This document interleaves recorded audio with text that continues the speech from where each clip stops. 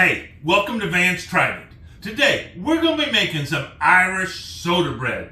And so this is a really rustic bread that has been made for literally centuries. And it is credited with starting in Ireland, obviously, which is why it's called Irish soda bread. But really, this type of bread has been made throughout Europe, way before anybody came here to the United States. And it is also sometimes called peasant bread, although a peasant bread will typically have a more whole grain and roughly processed flour in it than this is going to have. And so I just call it Irish soda bread. And obviously, we're going to start off with some flour. This is all-purpose flour. It's 4 cups. And to that, we're going to add 1.5 teaspoons of baking soda, and then 1 teaspoon of salt. Now we're going to take our whisk and we're going to whisk this up. I always, when I'm baking with flour, I always like to give it a good whisk. What that does is it begins to separate the different particles of the flour. And you know, a lot of recipes will call for sifting, or at least they used to. If you have an older recipe book, I don't think I see a lot of recipes call for it today. But what it does is it just kind of aerates this flour a little bit. And the other thing is we wanted to mix that baking soda and salt all in here together anyway. So this is kind of a dual purpose little mix here. And just like that, we have that done. Now, what we're going to do is we're going to add 2 cups of buttermilk. Now, this really needs to be the whole milk buttermilk, also sometimes called Bulgarian style. And so, the low-fat one just isn't going to work the same. If you cannot find the whole fat, then go ahead and cut some butter into your flour, probably like maybe 1/4 cup, 1/2 stick, because you're going to need that in there to give it really the texture and the consistency that you want. You need that extra bit of fat in there. So the easiest thing is just go ahead and find the whole milk buttermilk. Now we're just mixing this all up in here together.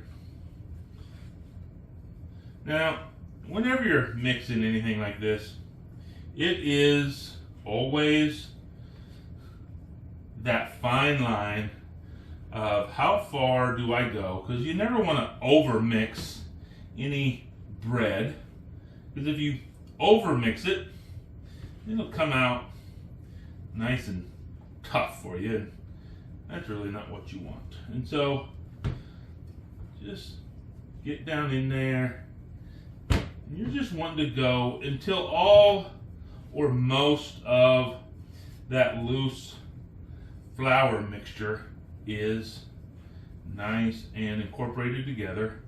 And that is all it takes, just like that, just right there. Let me just get some of this off of here. I don't know why I'm using this whisk.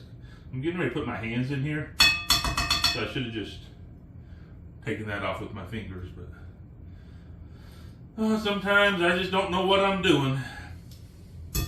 Alright, well, let's set that off to the side for a minute, because what we're going to do is we're going to go ahead and get our pan ready. And I'm just going to use a skillet to cook this in, but since I don't want that bread to stick in there, what I have here is probably about 1.5 tablespoons of flour.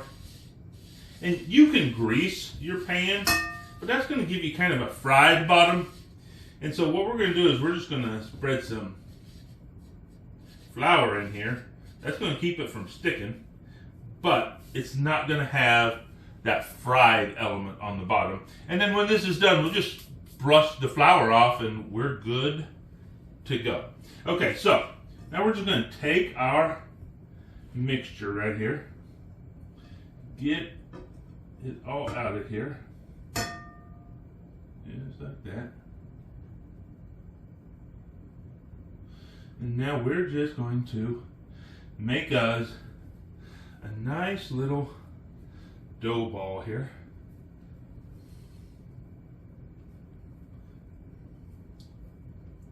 And that, you know, I can tell you right now, and this happens sometimes, that is just too wet.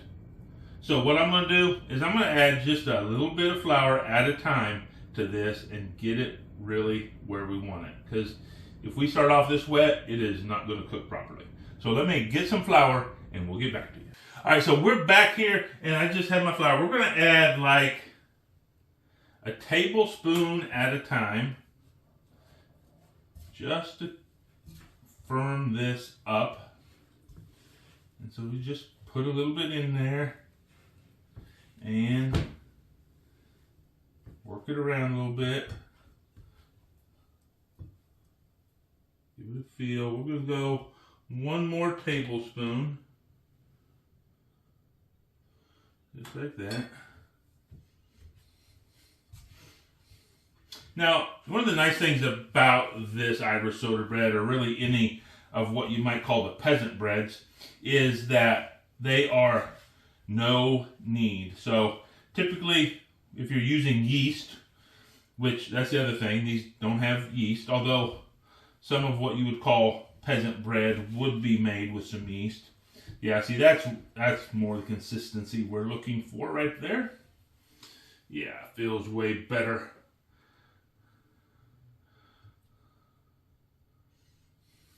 And so, since there's no yeast, typically if you're making bread, you would have to knead it and then let it rest and probably knead it a second time.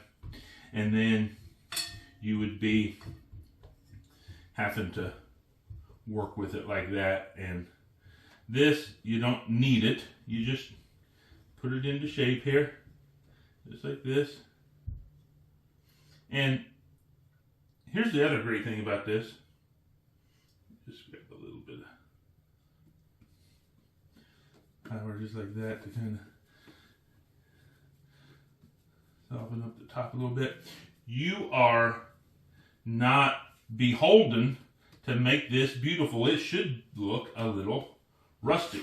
Let me put this skillet back up here. Now you can cook this on a, it's not going to spread out or anything.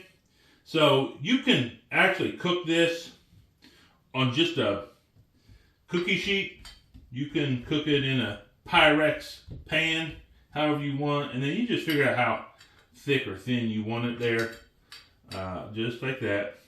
And then don't miss this step, because this is an important step here. We're going to take and we're going to score it across here. So 1 score across there, and then we're just going to make an X here. Alright, so what that's going to do is that's going to give room for that carbon dioxide to escape out of there. Because, well, here's the thing with baking soda. Baking soda, when it starts to react, it produces carbon dioxide. And that is what's going to give this the airiness to it. But we want a little bit of that carbon dioxide to be able to escape out of there and make the bread really nice and tender and not overly full of holes. And so that's why we score it. In Ireland, they would say that they're getting rid of the fairies. Don't know exactly where they come from, but I know that that's what they say. But we're not so worried about fairies, but we do like to have a nice looking bread and give a little bit of room for that carbon dioxide to escape so that we can have just the right amount of airiness in our bread. Now, the other thing about baking soda is baking soda reacts and it produces that carbon dioxide when it has one of two things: acid or heat. Now, obviously, we're going to be putting it in the oven. There's our heat. But the other thing is, because we're using buttermilk is actually acidic, because the process that they use to make buttermilk turns it from milk, which is a base, to acidic. And so already our baking soda, because we have buttermilk in here, is starting to activate. And that's why I have not preheated my oven. So now that my bread is ready to go, now I'm going to turn my oven on so that it has just a little bit more time for that buttermilk to really be starting to activate that baking soda. And then once we put it in the oven, then that heat added into that is really going to just multiply that, and it's really going to start working. So let's go ahead and turn our oven on, and we're going to set it to 425. And we're just going to let our bread sit here while this heats up. So I'll see you in just a few minutes. All right, so our oven is heated up to 425. This has had a few minutes just to sit there and rest. And now we're going to put it in the oven for 15 minutes at 425. And then we're going to turn the oven down to 350. And we're going to cook it for probably another 30 to 40 minutes or until it is done. So I will get back to you when this is all cooked up and all ready to put on the cooling rack. I'll see you here in about 45 minutes. Okay, our bread is done cooking. It has this beautiful sheen to it right here. And now what we're going to do is this cools off. I just like to take some butter and just put some butter on here. What this is going to do is this is just going to help this crust from becoming super hard on us, because we want it to be a little bit crispy on the crust, but we don't want it to be rock hard. And putting some butter on here is just going to soak into this as it cools. It's going to keep it from being super hard for us. So we're just going to spread this butter on here. I'll tell you what, it smells wonderful in here. And that is one of the great things about fresh bread. Not only the taste, the eating of it, but just the smelling of it. And just the smell that permeates your home when you have some fresh bread that you have just taken out of the oven. I just like to get a good slathering on here. And just like this. Now some people, what they like to do, and that's fine too, is you can take a towel as this is cooling and put the towel over it. That's going to help keep some of the moisture in there and help that from getting super hard. But I tell you what, I just love not only the smell, and this is going to add some flavor to it, but I love that beautiful just coloration that it gets with this butter on here. It is amazing. So what we're going to do is we're going to let this cool off just a little bit, maybe like 5-10 minutes, so that when we cut this open, it's still going to be nice and warm on the inside, but it's not going to be smoldering hot, and it's going to be delicious. So I'll get back to you in about 10 minutes. Okay, we have let this bread cool off just a little bit, and now we're going to go ahead and cut a slice of this off and see what it's like. Let's get a slice right there. And we're just going to put a little bit of butter on here. Just like that. And give it a taste. Here we go.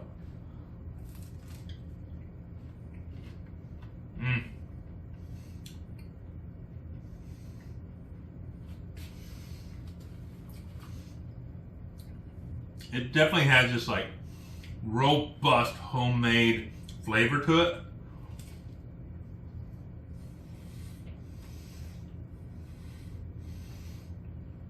Now,